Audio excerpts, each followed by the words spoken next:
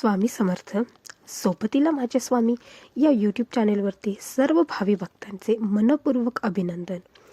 आपण जो 100 कथांचा प्रवास चालू केला आहे त्यापैकी आजची तिसरी कथा आपण पाहणार आहोत.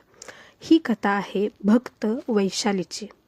चला तर मग आजच्या या सुंदर कथेला आपण सुरुवात करू. श्रद्धा, संयम आणि गुरुकृपेची ही अशी सुंदरशी कथा. अक्कलकोटी नगरी ही शांत, सुंदर, पवित्र आणि दिव्य स्पंदनांनी अशी भरलेली होती.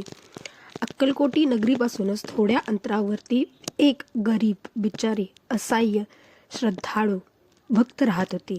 ती म्हणजे वैशाली. घर छोटे, परिस्थिती कठीण, पण मनात मात्र अपार श्रद्धा होती तिच्या. वैशाली लहानपणापासूनच स्वामी भक्त होती. घरात अन्न पाणी नसे, पण तिची देवपूजा मात्र कधीच थांबली नाही.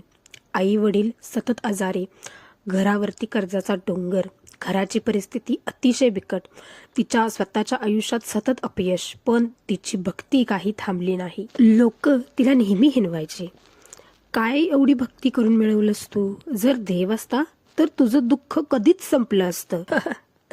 पण वैशाली नेहमी त्या लोकांना हसत म्हणायची, वेळ नक्की येईल माझी, पण स्वामी सर्व पाहत आहेत. पण तिला त्यांच्या गोष्टीचं कधीही वाईट वाटलं नाही. एक दिवस घराची परिस्थिती अशी झाली, घरात खायला अन्न नव्हते. आई बिचारी आजाराने तडफडत होती. वैशालीच्या मनात श्रद्धा होती, पण डोळ्यात अश्रू होते. तिला स्वामी नामाचा जसा ध्यासच लागला होता.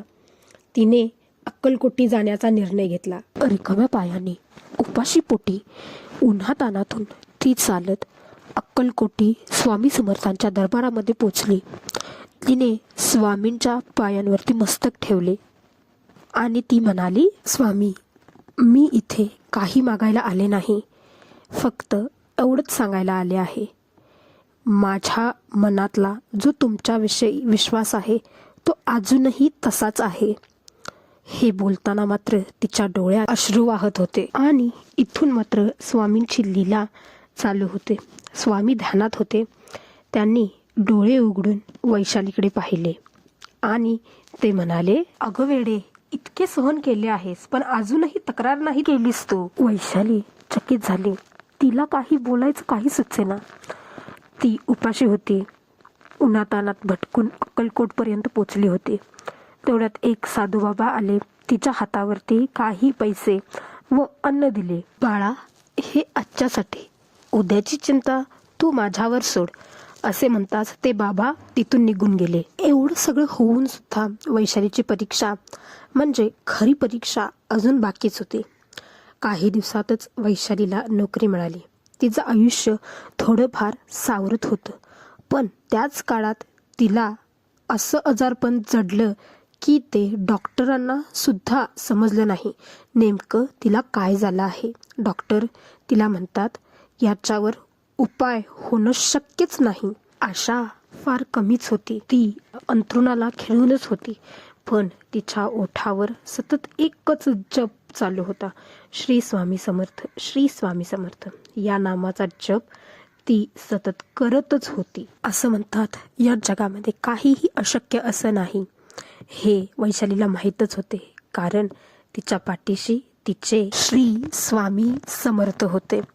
तिला कुठेतरी अशी आशा होतीच, स्वामी एक दिवस आपलं सर्व काही व्यवस्थित करतील, आणि याच आशेवर ती जगत होती. डॉक्टरांनी सुद्धा वैशालीच्या आजारपणापुढे हात टेकले होते.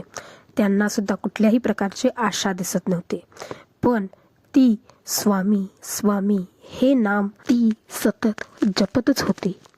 डॉक्टर सुद्धा तिला वैतागले होते. ते म्हणत होते, वैशाली, आता तू शेवटच्या घटका मोजत आहेस, आता तरी हा नामाचा ध्यास सोड. हे ऐकताच वैशालीला जसे अश्रू अनावर झाले. तिच्या डोळ्यातून अश्रू वाहतच होते. त्याच रात्री वैशालीला एक चमत्कारिक स्वप्न पडले. त्या स्वप्नामध्ये स्वतः स्वामी तिच्या डोक्यावरती हात फिरवत होते. स्वामी हसत तिला म्हणतात, अगं वेडे, अजून तुझा अंत होण्यासाठी खूप वेळ आहे. घाबरू नकोस, मी तुझ्या पाठीशी आहे. उठ, तू नक्की बरं होशील. असं म्हणताच स्वामी तिथून क्षणार्धात निघून जातात. थोड्याच दिवसात वैशालीच्या सगळ्या तपासण्या डॉक्टर करणार होते आणि अखेर शेवटी तपासणीचा दिवस आलाच. तपासण्या डॉक्टरांनी पूर्ण करून घेतल्या. त्या घेतल्यानंतर 8 दिवसात त्या तपासणीचा जो रिझल्ट असतो तो आला. तपासणीचा रिझल्ट बघताच डॉक्टरांना आश्चर्याचा जसा की धक्काच बसला. कारण त्या रिपोर्टमध्ये कुठल्याही प्रकारचा आजार हा दिसतच नव्हता. म्हणजेच वैशालीचे सगळे रिपोर्ट हे नॉर्मल आले होते. त्यामध्ये कुठल्याही प्रकारचा आजार किंवा धोका हा डॉक्टरांना दिसत नव्हता. डॉक्टर हे सगळं बघून आश्चर्य झाले होते. ते वैशालीजवळ जातात आणि म्हणतात, वैशाली, तू आता चिंता करू नकोस. तुला कुठलाही आजार झालेला नाही. तुझ्यावर स्वामींची जी कृपा आहे त्या कृपेमुळेच तू ह्या संकटातून तारली गेली आहेस. हे ऐकताच वैशालीला आनंद झाला. तिचे अश्रू अनावर झाले आणि तिने डॉक्टरांना विचारून अक्कलकोटी जाण्याचा निर्णय घेतला. स्वामींच्या कठोर परीक्षेमध्ये वैशाली ही चांगल्या मार्कांनी उत्तीर्ण झाली. वैशालीवर स्वामींची कृपा नेहमीच राहिली. तिने संकट आले म्हणून स्वामी नामाचा ध्यास सोडला नाही. ती नेहमी स्वामी स्वामी स्वामी नामाचा ध्यास, स्वामी नामाची कीर्तने, जप ती नेहमी करतच होती. संकटकाळी स्वामी नामाचा ध्यास तिने कधीही सोडला नाही. वैशाली स्वामींच्या दर्शनाला अक्कलकोटी गेली. तिथे गेल्यानंतर ती अगदी प्रसन्न झाली आणि स्वामींना म्हणाली, स्वामी, तुम्हीच खरा आधार आहात माझ्या आयुष्यातला. तुमच्याबद्दल जो माझ्या मनात विश्वास आहे तो नेहमी तसाच राहू दे.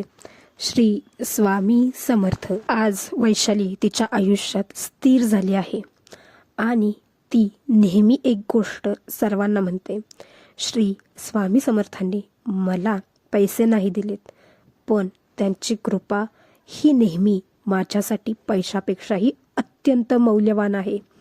स्वामींनी मला विश्वास दिला आहे. स्वामींनी मला नवीन आयुष्य दिलं आहे. हेच खरं तर माझ्या जीवनाचं सार्थक आहे.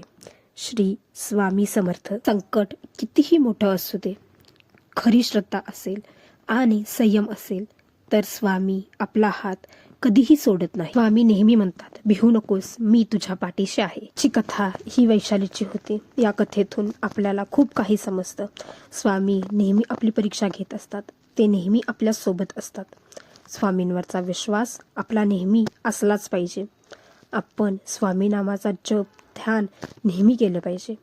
श्री स्वामी समर्थ. या प्रकारच्या कथा अजून जर ऐकायच्या असतील तर माझ्या चॅनेलला नक्की लाईक करा, शेअर करा, फॉलो करा.